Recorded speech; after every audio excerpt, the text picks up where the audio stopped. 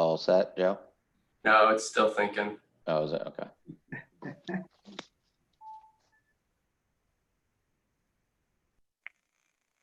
All right, David, you're good. Awesome.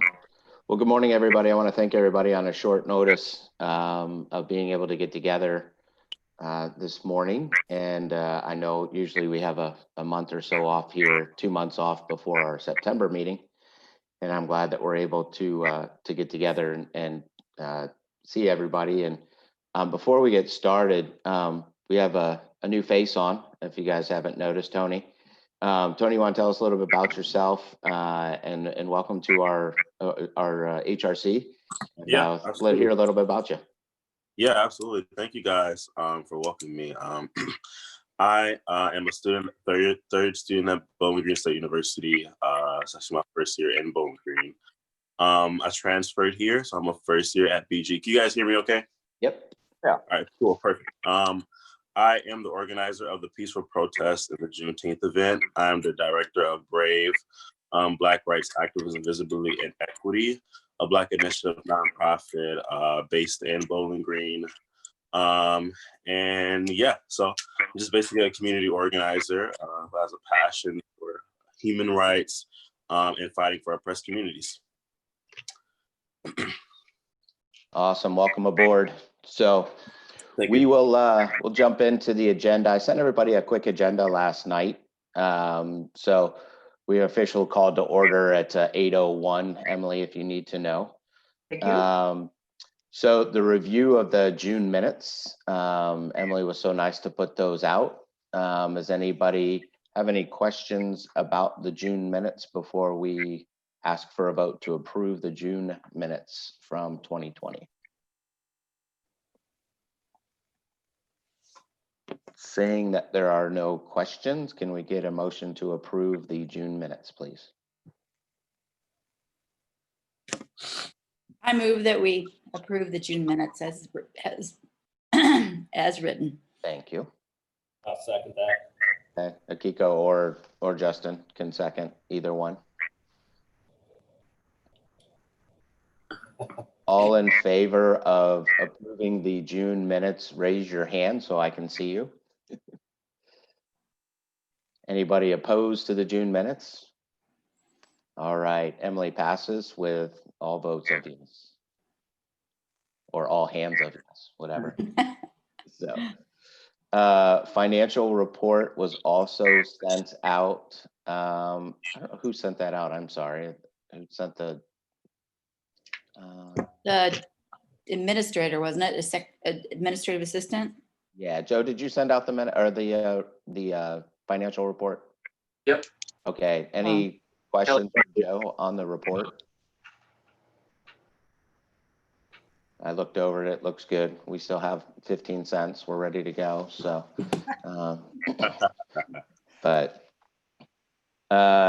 so can we get a motion to approve the most recent budget or financial report from Mr. Fawcett? I move. Thank you. Second. A second. Thank you. Once again, we'll vote by hand since I can see everybody. So I'll approve the budget report as submitted. Excellent. Anybody opposed to the budget report? No hands. So all approve. Emily? Thank you. So the main reason why we're here is both Ellie and Tony came to me with emails, and I think everybody was copied on them, about some, I don't even want to call them concerns. I think we have some ideas and some communication that we can open up and maybe go a little bit deeper and use all of our passion for what we're doing with the HRC.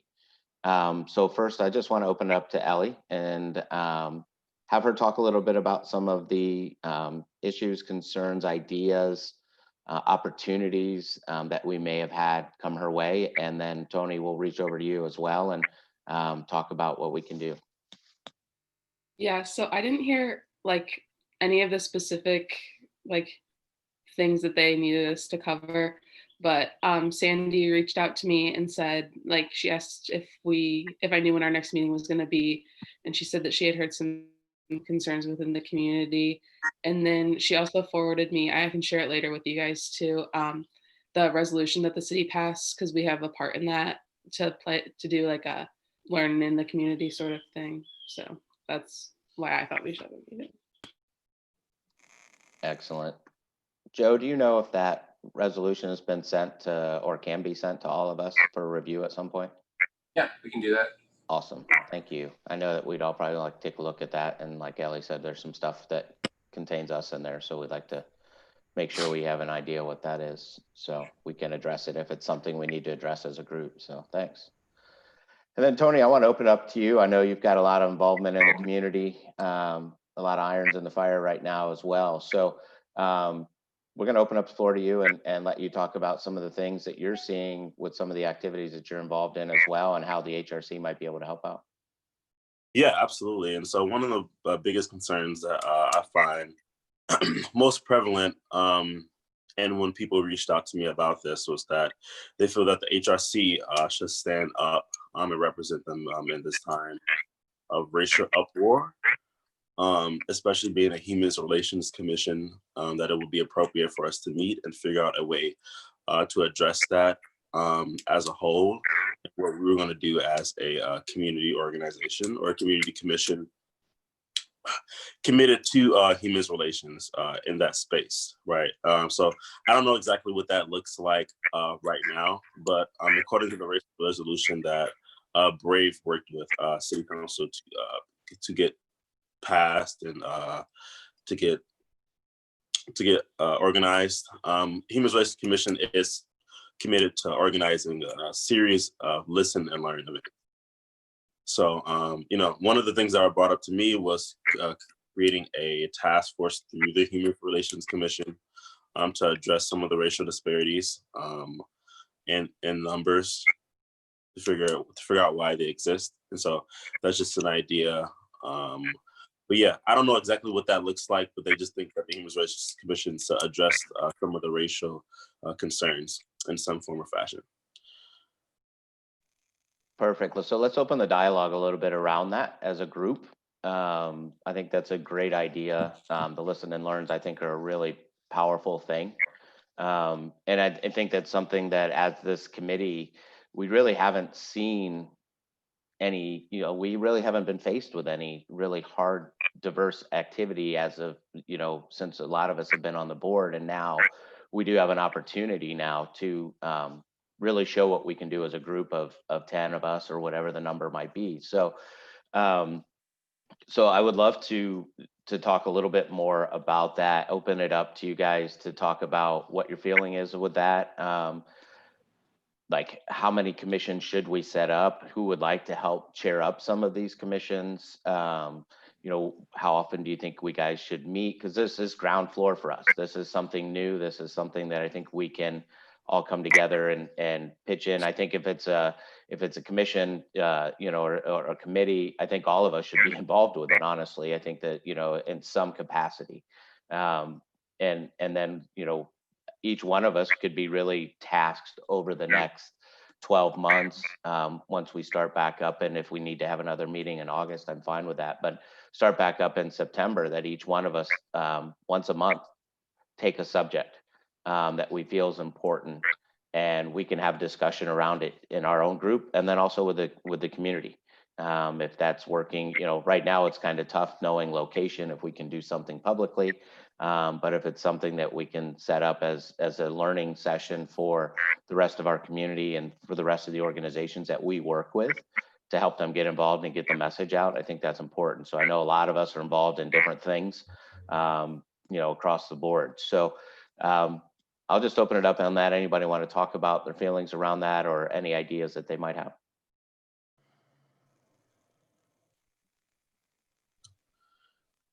I guess I can chime in here. I think just beginning of this conversation, I think racism is such a specific problem, and that it is the problem that a lot of people are feeling and passionate about right now. And so the events or listen to learn listen and learn opportunities that we create, I think we should really target them, especially in the beginning, toward race and equity. And some of the ideas that I've been I thought of was having like maybe a movie night of the showing of the 13th documentary. How you guys has any of you ever watched or seen this? It's a Netflix documentary. Emily, sweet. Pretty powerful. Yeah, very powerful. So one of the ideas that we would, Hey, Tony, sorry to interrupt, but maybe you could explain to the group what is 13. Tell them a little bit about them. yeah, absolutely. So the 13th is based around the 13th Amendment that freed slaves, the free slavery, and how that played out through America, and where the not only where the racial disparities really kind of started out after the slavery was free. After slaves were free, and what that looks like in America. And it really tells American history through the lens of Black people, which is not something that is usually showed, it's not something that's usually taught, right? And so I think it's specifically important thing for even us as the Human Relations Commission to realize when we're moving forward, we're talking about creating these different type of events. If we're going to create these events, I think the least we could do as a Human Relations Commission would be to research some of these issues and topics, so we're able to understand, and so that when we create these events, they're more effective. Almost like a community reads program, if like something like that, where we've done that with books in town and done community read projects. Like you said, we could take this, anybody that had access to Netflix that wanted to watch 13 and feel, get some feeling behind it. And like you said, it's a community thing that we could get behind as well. And I'm sure a lot of people have seen it. I'm sure a lot of people have, like Emily has seen it. But yeah, I think that's a good starting point for us as something to that effect. But yeah, I think there's got to be a direction and a goal of what we want to do with what we're looking to do. So I think we've got to have some kind of like a direct focus on it too. I don't want it to be too broad where we're not actually benefiting the community with what we're doing. So I don't want to put a blanket over too much. I would rather get down specific, like Tony said, if we start with race and we start with what that looks like, and then if we move into another topic or whatever it is at that point. But I think the community would also appreciate that as well, as we're just not trying to blanket the situation with our thoughts. But I think if we have a more direct idea of what we're looking to do, I think that would be positive for us. So, Mr. Mayor, you got anything you want to add to that, or are you? Well, I do. Good morning, everybody. Morning. I think that idea that Tony had, we talked about that in the meeting that we had the other night. I thought it was a great idea. I'm all for these type of community discussions, and we'll do what we can do to support. One thing that I did want to mention, something that could be beneficial to the group as you begin this process of having these type of conversations. Joe printed off a piece of paper to remind me about an event that's taking place next week. What it is a webinar that's being presented by the Ohio Municipal League and the National League of Cities. This is a free webinar that's taking place next Wednesday, August 12th at 11 a.m. And it's the first in a series of webinars that they're going to present that are going to address different ways that communities can address these race conversations in their communities. I was wondering if there were any members of your group that might be interested in participating in this, because I think that perhaps this could be something you take a look at early on, provide some ideas on topics of conversation, suggestions maybe on how you structure those. I don't know exactly what they'll cover in the webinar, but I thought that perhaps there would be some value in it. The way that this first webinar is being presented is that it's an introductory presentation on how to identify issues in the discussion of racial equity, how to approach race-related issues, and normalize race-related conversations, and to begin looking at what other local leaders around the state are doing to engage the residents in these type of and policymakers in these conversations. So this seems like a real ground floor discussion that I thought maybe could be beneficial. If there's something that either any of you are interested in, as individuals or a group, if you could let Joe know. Joe has indicated he'd be happy to get you the information, get you signed up, and set you up to take a look at it. If you guys don't mind, I would like to represent the committee at that next Wednesday at 11 o'clock. I mean, I would be fine to do that. If anybody would like to join me, that's great, but I am free at that time. So Joe, if you want to pass me that information, I would love to sit in on that and see what's going on, what other people are doing around the state. And then if we have some ideas we can bring back to the group, I can do that. So I have no problem with that. So I think that would be a great opportunity if anybody else wants to reach out to Joe about that. His email is available through what he sent today. So, but yeah, thanks, Mr. Mayor. That's a great idea. I would like to just bring forward an idea that actually we talked about in June, and Mike, the Mayor Osbacher, encouraged us to consider a community reading a novel. We could, bring people together for an opportunity for learning and understanding. And I'm sharing this because Not in Our Town has already been approached by university professors, professor in the College of English, an English professor at BGSU is what I'm trying to say. And he has expressed a desire in leading an effort where the whole entire community would read the same novel and have discussions and have understanding. When I say the whole entire community, I really honestly hope that our efforts will also include BGSU. We really truly need to be working on this issue together rather than separately. So, and I can't think of a better way. I mean, it's a wonderful way for people to come in in an on-ramp that is comfortable for them when you're talking about social justice and racial equity, and that each one of us are going to have to take our own personal journey in this, and then also consider and reflect how do we contribute to the well-being of our community so that we can address social justice. So the book that the professor has encouraged us to consider is called So You Want to Talk About Race. And it's a nice, people have different opinions about that book, but I think it's a nice way to get started, to get the conversation started. And again, reading a novel is something that people really feel comfortable with. And then there's going to be people in our community who might not want to do that, but it sounds like we've got other ideas too. The other thing about reading this particular novel, So You Want to Talk About Race, is that Perrysburg has also done this. So I think it creates a nice sense of continuity in the whole entire county. And I think that would be a good place to start. So we're all thinking about, so anyway, it's just an idea I wanted to share, and just hear some thoughts about how people feel about that.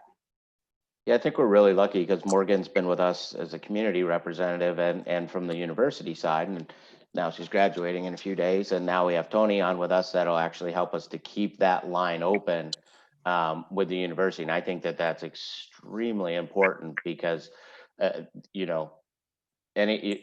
half of our population is going to be university students here in a little while, and it's, we can't do it on our own type of thing. So I think the younger generation is what we also need as well to help us to move the needle on some stuff. And they have the ideas and they have the passion as well. And I think that's where we're lucky. So, and we're lucky to have the university here in town. I mean, I really feel that. So, but yeah, Emily, I would love to if you could email the title of that book, if that's something that they decide to go with, if people kind of want to look at the foreword of that novel. And like you said, people have their own opinions about it. And that when you say that makes me excited because that means there is going to be talk about it. So if everybody felt the same way about it, there'd be no reason to read the book, right? Everybody's like, yeah, I agree.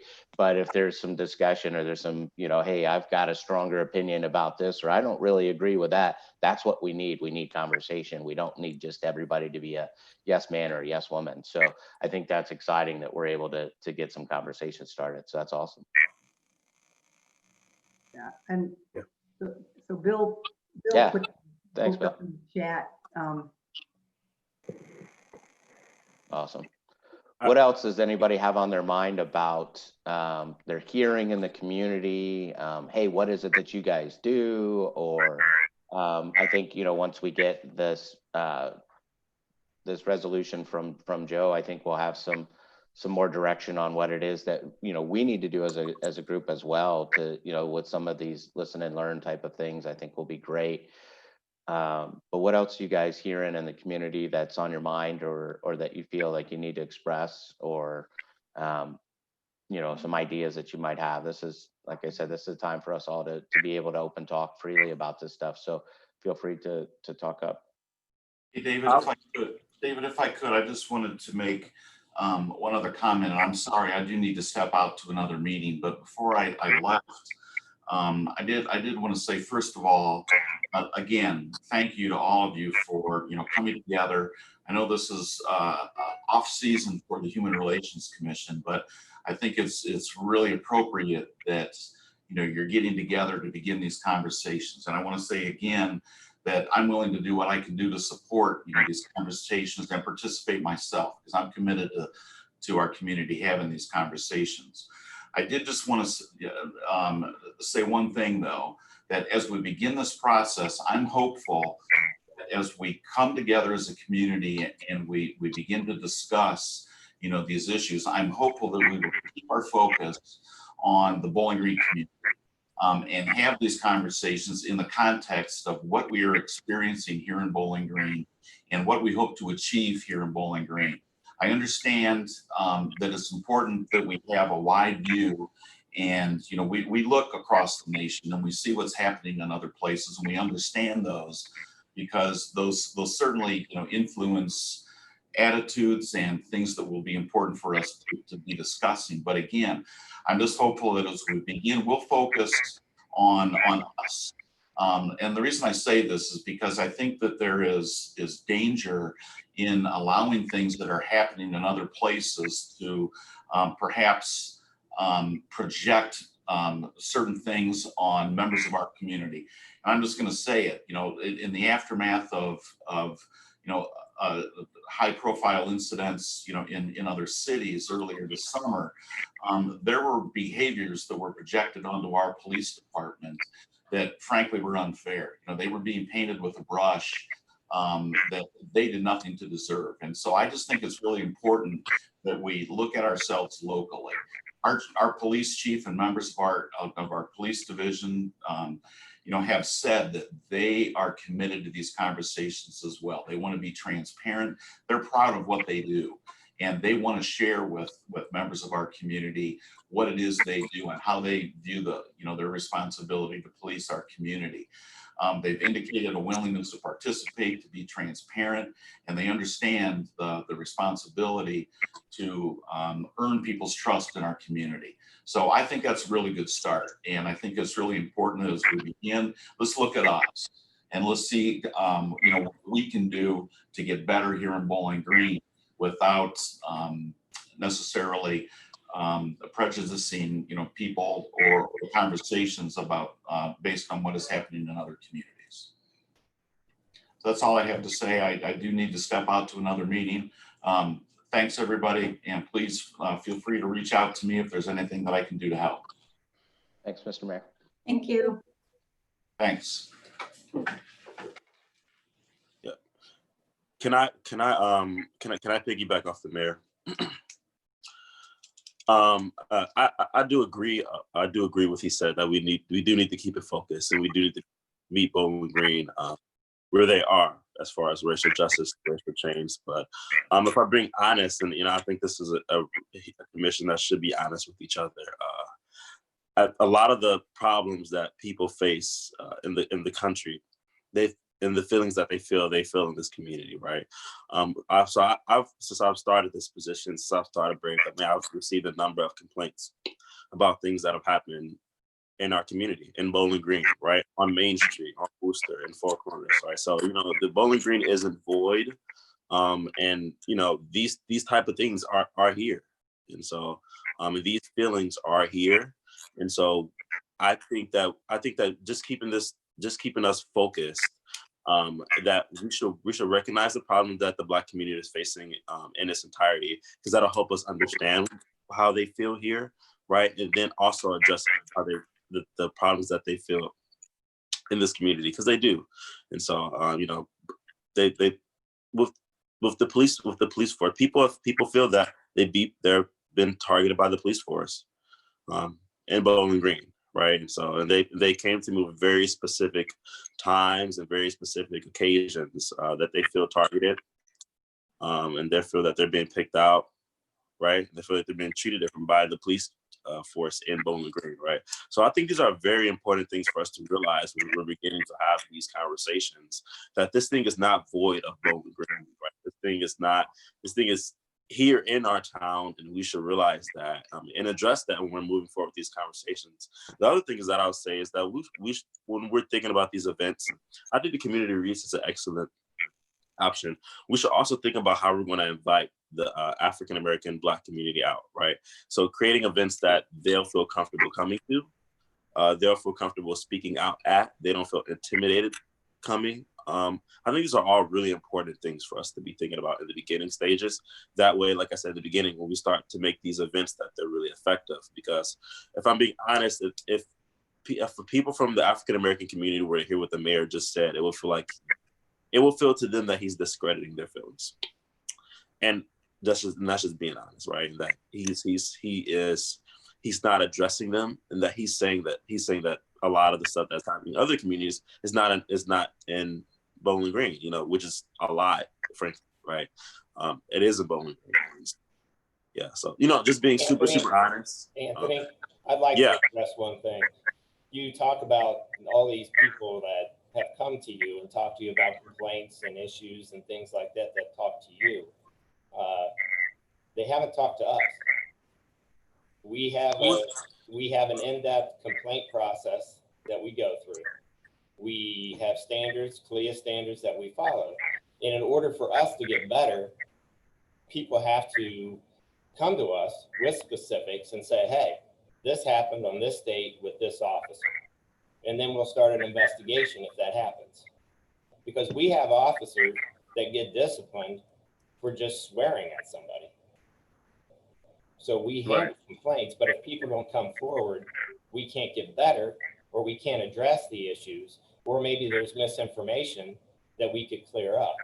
But if we just have people say, well, it happens, somebody said this happened to me, they need to come forward so we can address it. You see what I'm saying?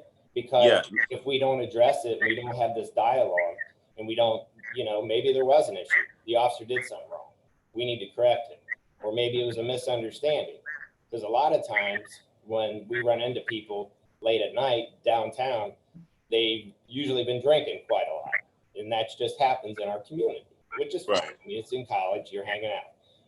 But maybe what was said that night, they took it a different way because they had been drinking, to where if we could then have an open conversation and say, this is why the officer did what they did, then we could create that understanding, and maybe they would realize, oh, well, it's not just because of my race or my age or whatever the case may be. So those people need to come forward. Right. And I hear what you're saying, officer. And these are the important conversations that I feel like we need to have, right? And I appreciate you being honest and transparent with me. And these are all concerns that I've heard myself, I thought about, right? An important thing I think we all need to realize is that, you know, a lot of the African American community is afraid to come to the police, right? For good reason, which is why I think that, you know, we should watch the 13 documentary, and we should do a research ourselves to see why the African American community does not come to the police with complaints, right? What about Bowling Green makes people of color afraid to file complaints on police? I know you guys have, you guys, I mean, I know there's no internal affairs system here in Bowling Green, right? So these are things that— There is. There is? Yeah. Yeah, all that information is on our webpage, and it's on. There's a complaint. There's a complaint process, but in order to file a complaint against a police officer, you have to go to the police to file a complaint against the police, and that's a very intimidating process for a lot of African Americans, right? So I think these are things that— Huh? Why? But I mean, so and that plays throughout history, right? I understand the background. It's hard. It's And hard. there's always Anthony, there's always a history and background to everything. I mean, Right. throughout our lives, we run into a ton of different people from different viewpoints, different avenues. You see what I'm saying? But we have to look at, and I know people come from different cities and police departments do things across different cities. It's different. All right. We're a smaller police department. We are an accredited agency. So people are like, well, what does that mean? And a lot of times people don't know what it means unless you're actually working in a department or some type of a law enforcement position. But what that means is we have all these standards we have to follow. And out of about 17, 18,000 local police or police agencies in the United States, there's only 800 that are CLIA accredited. And the reason is it's hard. There's a lot of work that goes into it. There's 484 different standards we have to follow. Of those standards, they're all broken down. And those, CLIA basically was started by all the major police organizations, PERF and Noble as well in 1979. So basically what happens is they say you have to have a complaint process, the best practices for complaint process for this, and this. So that all that information, a lot of times people don't know because unless they have a complaint and come to us, they're like, how does that process work? Well, that's why we put everything out on the web page. We have, you can come to the PD to file a complaint. You can call, you can go online to file a complaint if you don't feel comfortable even coming. We also have take anonymous complaints. Now with an anonymous complaint, somebody would have to at least give us the date, the officer, some information for us to be able to go off of to investigate. So there are different avenues, and we do have internal affairs. We're just not a large enough department to have one bureau for internal affairs. Our internal affairs officer is the detective sergeant. So if it's a minor incident, major incident, and again, all of this is laid out on our webpage and also on the city webpage as to how we handle internal complaints or complaints we see externally. There's a whole process that's outlined in how we do that. So Yeah. people maybe understood that a little bit because we do investigate. We have to report our investigations annually, how many we have, if they're internal, if they're external, anonymous, all that is reported and available. Yeah, Justin, and so just to focus this conversation, I want to make sure whenever and this is for everyone, whenever we're talking about like race relations, it's always a two-way street, right?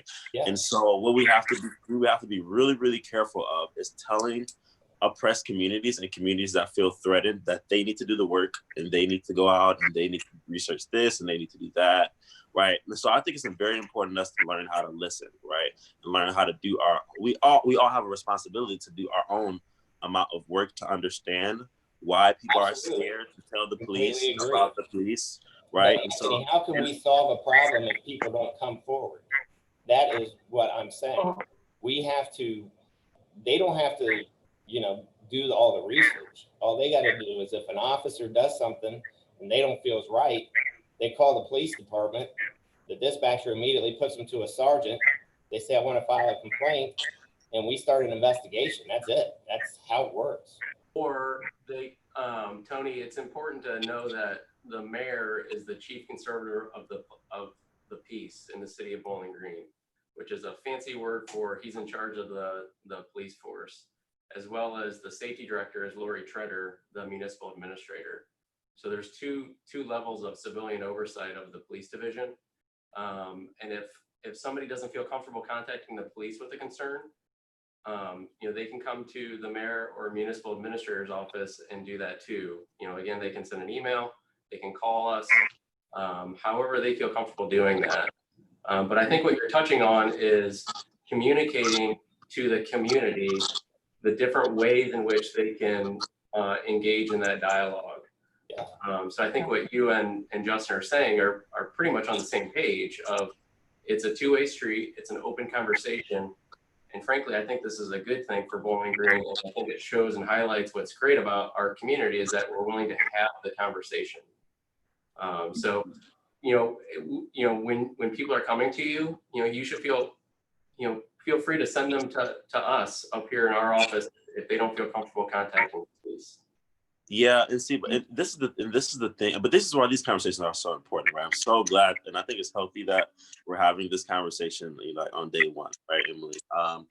But people are afraid of the police, right? But they're also afraid of power, right? African Americans have a legitimate reason to be afraid of power, right? In any community that they live in, right?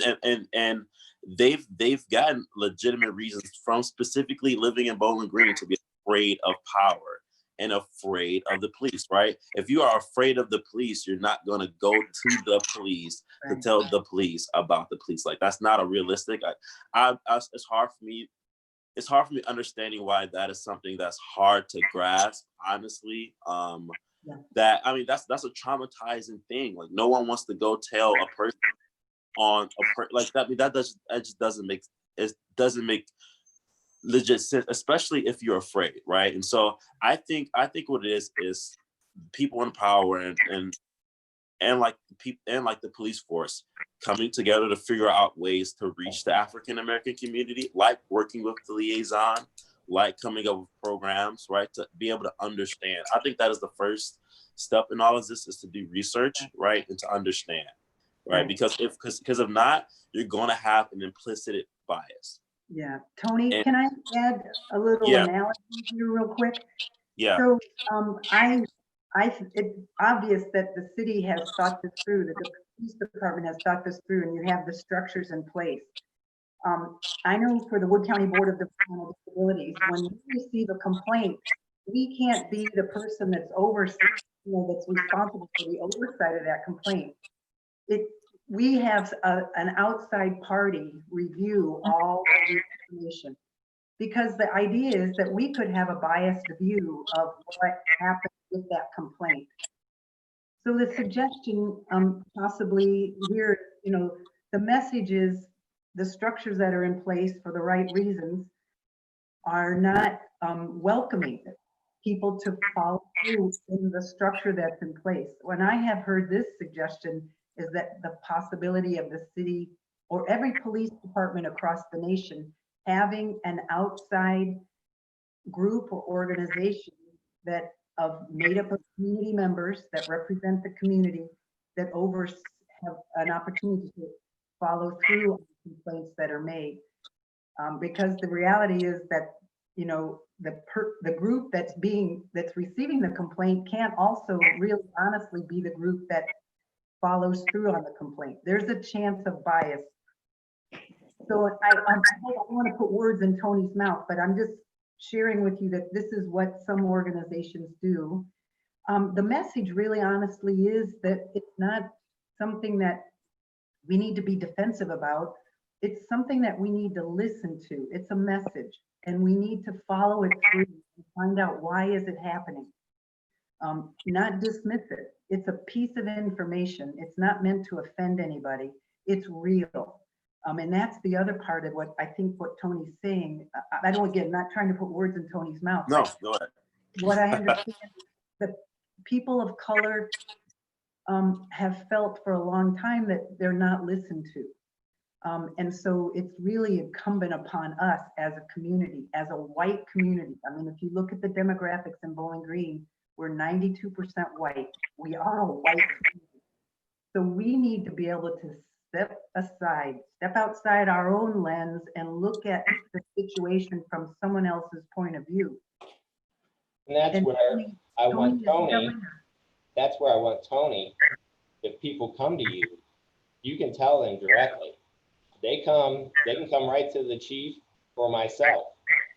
We want to hear this. I don't want officers out there representing our department that are discriminating against people.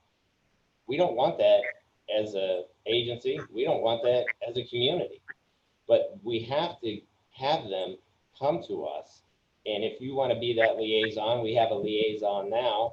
Officer Sergeant Adam Scaff, he attended NIOT last night. It's going to be also, he's going to be reaching out to you, Anthony.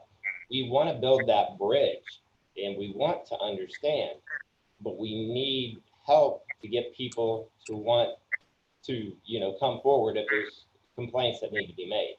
And we want to assure people they're going to be investigated. Now, criminal complaints, we don't investigate those internally. We almost always send those out externally. Like if they said officer broke a law, we send that out to show impartiality. Like if we have an officer involved shooting, BCI is going to be the one that's going to conduct the investigation. And I think a lot of people don't, maybe not understand that's how we do it, because we try to be impartial as we can. So that's where we need your help, Anthony.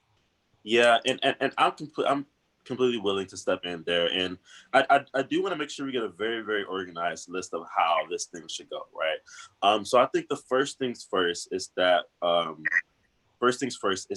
we all do the research ourselves, right, to help understand the feelings and the thoughts and the concerns of African American communities, like watching 13 documentary, like reading books, like doing research, like going online and like typing these questions in, like going online and typing these questions in. And I mean, there'd be tons of resources for us to watch, right?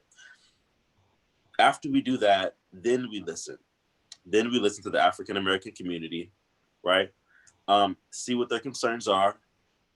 See why they feel the way they feel, because if we don't do the research, we're not going to understand their concerns. I mean, we're just going to be chasing our tail, right? Then after we do that, then that's where we come up with things to help that, right?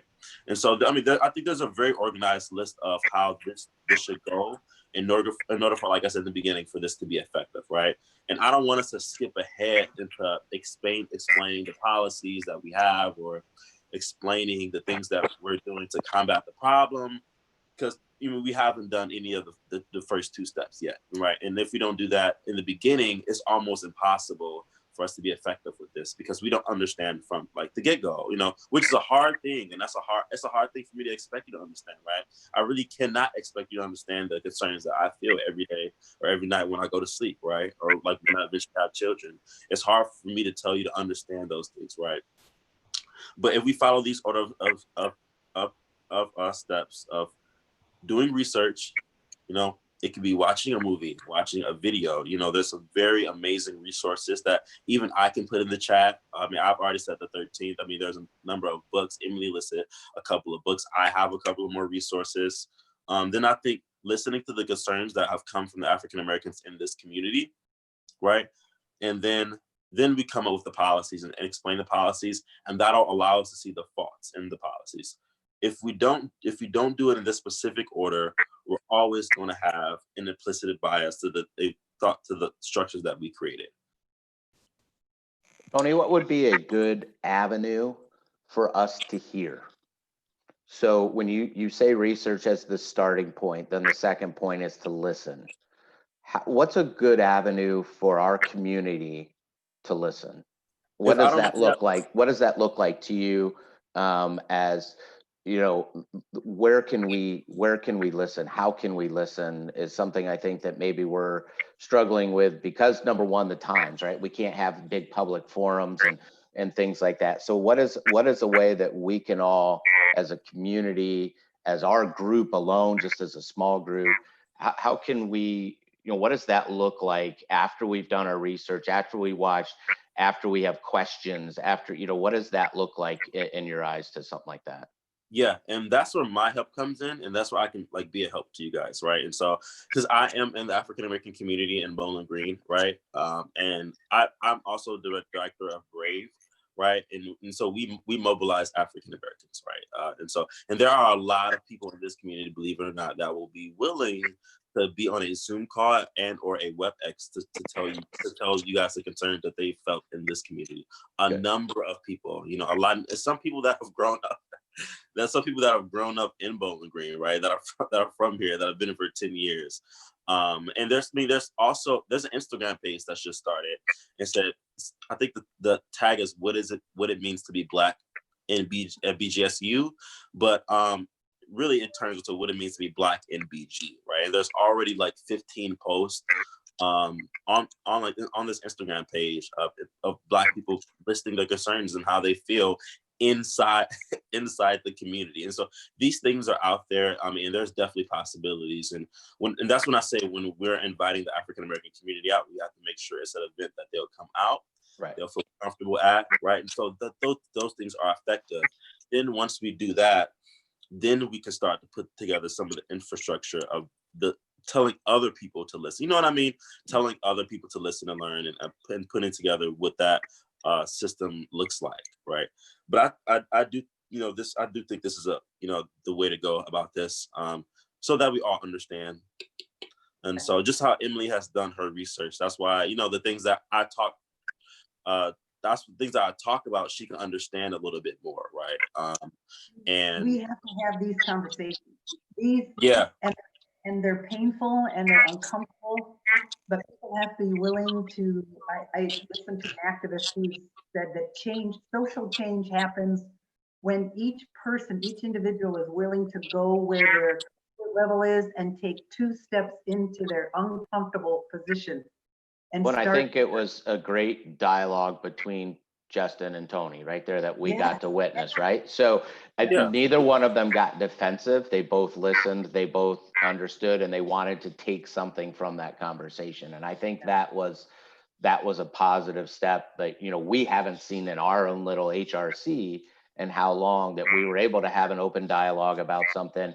At the end of the day, these 2 guys don't hate each other. You know what I mean? It's one of those things where it was a perfect dialogue that took place that we all got to watch and learn from. And, and I think they both learned from it as well. And so I think that that's something that, we can continue to do and continue to have. And I thank them both for being honest and open about that. I know, like you said, maybe some of us felt here, and like Emily said, we may have felt a little bit uncomfortable during that conversation, but we got to hear it and we got to learn from it. And I think that that's what we needed to see. So, yeah, listening and utilize your empathy and your compassion.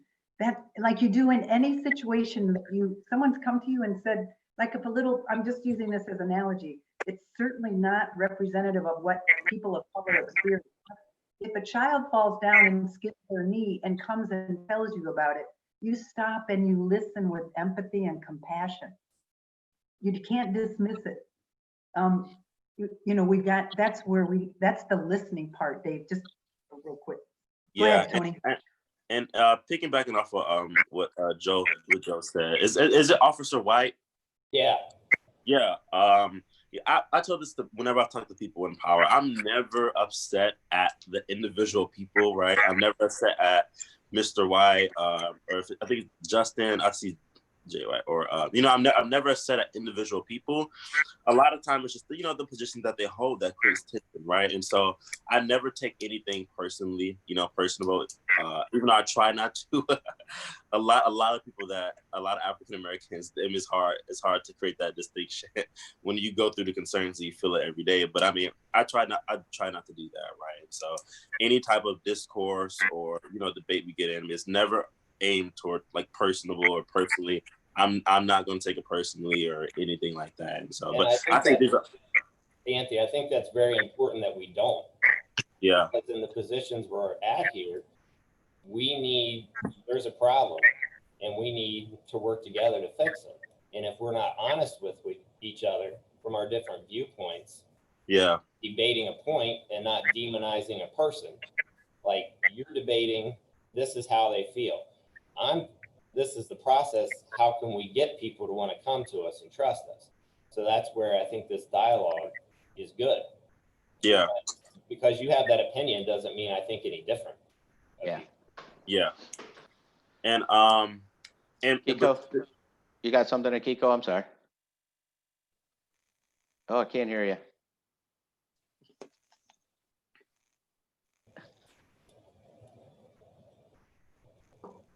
I don't think she has her mic on.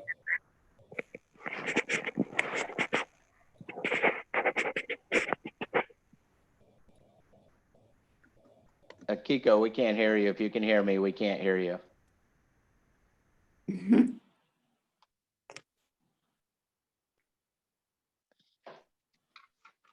Shows she's unmuted. Morgan, did you have something you wanted to say? I was just coming from, first of all, I loved all of that, every aspect of this conversation and everything that's happening right now. I'm a huge fan of, and I think that I agree with everyone, and everyone agrees that it should happen more in a respectful, listening two-way street. So I'm very appreciative that I got to hear this and that I got to witness a conversation such as this one. But just coming more, obviously just coming more from a university perspective, because that's kind of really all I have up at this point. I mean, I spent 5 years there. So I do have 7 people from President's Leadership Academy, which is a scholarship organization. There's about like 100 students, I think, that's in it, and they're divided up into 4 cohorts. I could get some of those students. They definitely have, they definitely would love to have an input in a conversation such as this one. These are students of color. And then, so it would be, I just saying that I have a resource or a way or an avenue of talking to people who are vastly different from me and who have vastly different opinions of Bowling Green than I do. Again, which is important. So if we want to get this started, which I think that we should, just that would be another resource where we could talk to the student perspective too, as well as people in the community, like Anthony said, that have been there for 10 years. So they would have a different perspective of a student that's only been here for 2 or for 3. So I think just getting as many people as possible that are willing to talk about their experiences from different backgrounds and from different points of view, I think that's really important, and that's another avenue that we could start at. But I just wanted to offer that I still have some sort of university and college connection, and especially with this specific program. And then all of those students, they have 1,000 different connections with different groups and different organizations. So we won't have a problem trying to find people to talk about their concerns and to talk about their experiences at all. But I just wanted to offer that to you, and that's another avenue that we could go to talk to students, because I think talking to students is a really important aspect, because Bowling Green State University makes up a very large amount of this community, and it's very it's ridiculously prevalent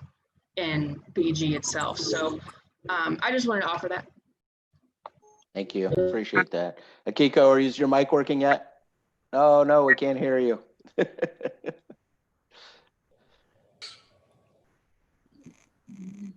If you want to type an email, Akiko, what you want to say, then maybe we can get it that way. So I've only got a couple minutes left. I don't want to cut the conversation short by any means. I'm willing to leave the dialogue open, but I'm going to jump through the rest of the agenda here real quick. And then if we want to circle back, we can. So chair report as a chair, I don't currently have anything as of right now. Emily, I don't know if there's anything you want to talk about with NIOT, if there was a meeting last night maybe, or if there's something going on that you want to talk about, that would be fine. Well, real quick, yes, we did have, we're very happy. We had a police representative there, which was wonderful. We also had a representative from BGSU Athletics. So our community partners are really important to not knock down, and the work that we do and recognizing it's the whole community. So we're moving forward. We're planning our next community conversation, which will probably be on racial equity. It's going to happen in August. We don't have a date yet.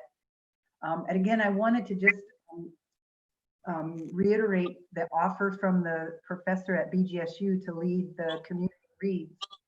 And if that sounds like something, you know, I mean, if this group wants to get started on that, it seems like a nice, solid way to get started with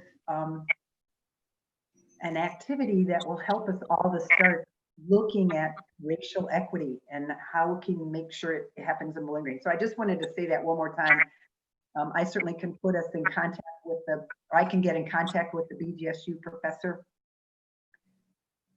if we'd like to do that. So yeah, I think that's a great point. I think it's something that all of us are kind of shaking our heads at. It's something that we'd be interested in. So definitely, if you want to take the reins on that, that would be awesome. And then just keep us informed either via email or whatever. So that would be awesome. We appreciate that very much. So Thank you. That's all I have. Yeah. Awesome.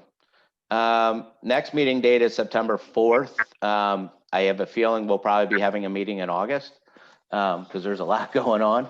So if everybody's okay with that, Joe, I'll keep in touch with you on that if we decide to have one in August as well. I don't think we can go 60 days without another meeting. I think we're getting some good traction now, and I would hate to have that kind of go away. So I would love to, I'll reach out to everybody, middle of August here or middle of, when is our next September? Yeah, that's right. So yeah, no, that's right. I'm okay. Next meeting's in 30 days, people. So if you have something before that, please feel free to reach out to the group. And if it's something that we need to have an emergency meeting, then we can do that as well. So I know, Joe, I don't think that that's an issue with our bylaws or anything like that, I'm just throwing it out there. Hey, I'm just going to do this. But no, I think we'll be fine. So, but I don't want to close the dialogue because I have to get off the phone. But if there's still some dialogue that needs to take place, feel free to stay on this call with Joe. Emily, you can step in as president and close the meeting, and just take a vote for adjournment when you guys are ready. But I do appreciate everybody's honesty today. That's the number one thing that we need, right? Is not being afraid to speak up and not be afraid to be honest.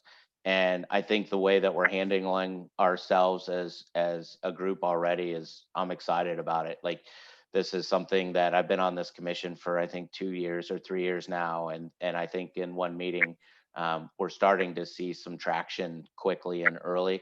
I love that the demographics of what we have with all ages and now, diversifying ourselves a little bit. I think that's an important part of our process as well as what we do. So, but yeah, I appreciate all you guys. I really do. I appreciate the dialogue today. And hopefully we can start putting some game plans together. And I'm going to hop off.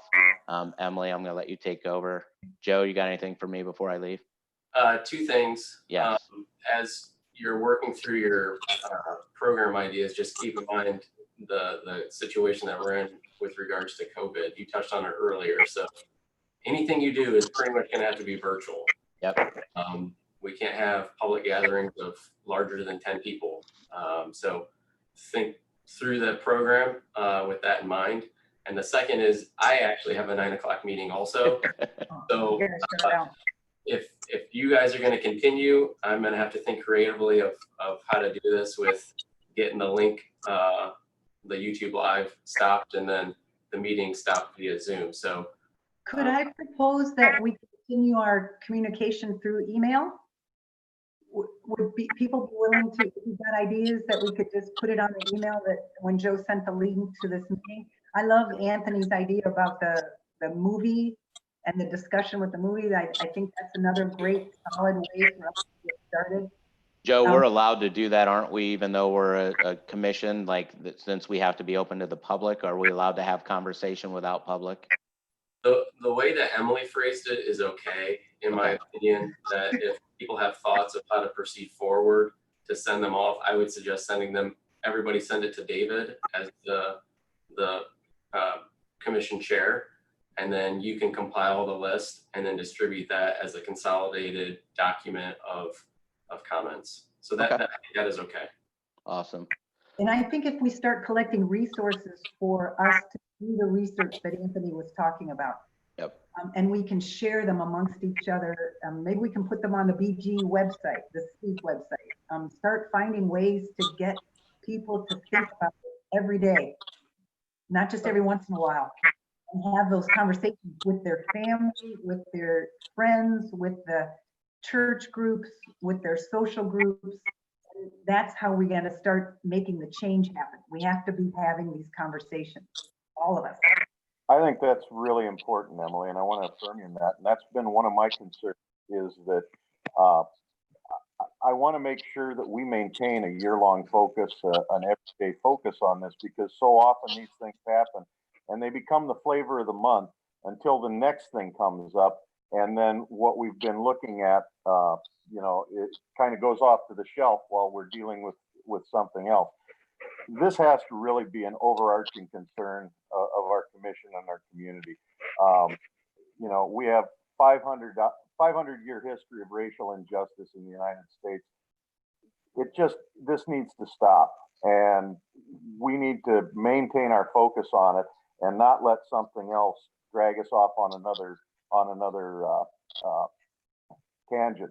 It really is. It's like a friend of mine said about Black Lives Matter. It's not about exclusion. It's about focus. And this needs to be our focus right now. Good point. Good point. So how do you feel? I mean, do you guys want to stay on, or do you want to adjourn the meeting? What are your thoughts? I need to get to work, but I really, and I want to affirm Justin and Tony today too. Thank you guys for your discussion. But I do need to get on. So we'll see you guys in September. Okay, and maybe that's a good place for all of us to start. We can let all this percolate and think and process, and then we'll continue the communication through that email that Joe sent out to us. How's that sound? Anthony, Yeah. Sergeant Adam Staff, he'll be reaching out to you, and just to have some dialogue and kind of, again, he's our community liaison that was appointed through the resolution that they wanted when we appointed Adam. So I know he's going to be reaching out to you probably this coming week. Okay. Okay, that's good. Yeah, and I want to tell everyone thanks for for once inviting me on the Human Relations Commission and listening in. All of these conversations are going to be uncomfortable, and I think this is just something they're going to be uncomfortable for me too, right? But these are just things that we have to get used to, and these conversations are not going to be a thing where everyone is going to feel okay.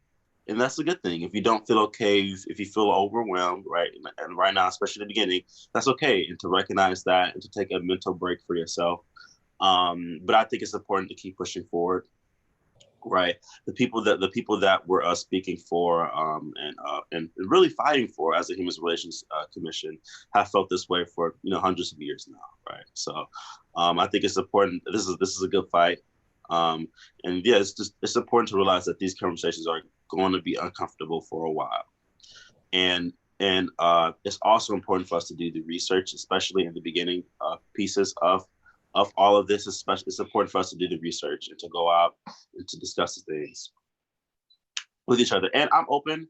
I don't know if you guys all have my email, so you guys can all come to me if you guys have questions or concerns or comments. I'm not the smartest guy in the world, but I mean, I've done a little bit of research, so I'll probably be able to explain some stuff to you guys. So yeah, I'm definitely open for that.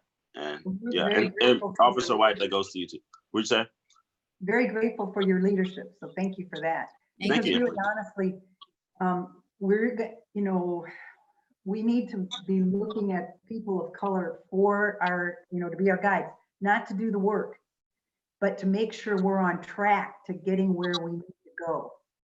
So I'm definitely going to be looking to Tony to be my guide. But when we think about white people as people who have the power, which is absolutely the case in America, we need to be able to step aside and look to our friends who, people of color, and look for their guidance as leaders to how do we solve this problem? How do white people solve this problem?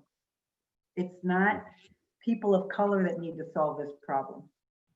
White people need to solve this problem, but we're going to use the loving guidance and leadership that Tony can provide us. And Kiko also, and the welcome that diversity on our group. Yeah, let's get it going. This is exciting. And so yeah, so I mean, that's all I have. I'll just say really reach out to me. I'm the director of Brave, and so I have 10 members. I have 8 members on my board of directors that are African American too, right? And this is what we do. We come up with events like this to bring African American communities out. We're going to be very voter registration heavy this upcoming couple of months, right? But we're definitely willing to partner with HRC to do events, and so that both of our groups can be effective.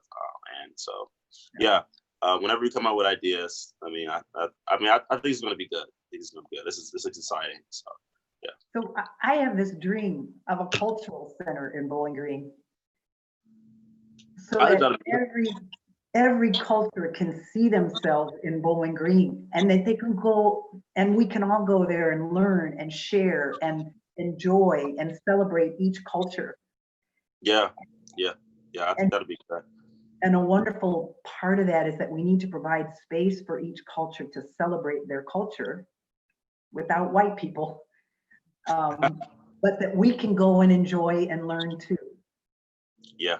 You know, I mean, that's really how we create an equitable society, to make it safe for everybody to live their life and to thrive. Yeah. That's what I dream about. All right, guys. I need a motion for adjournment. Unless somebody had something else they wanted to say. Nope.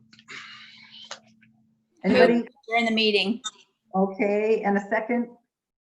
A second. All right, Morgan, thank you. All in favor, raise your hand. Anybody opposed? All right, thank you guys very much. Have a great day.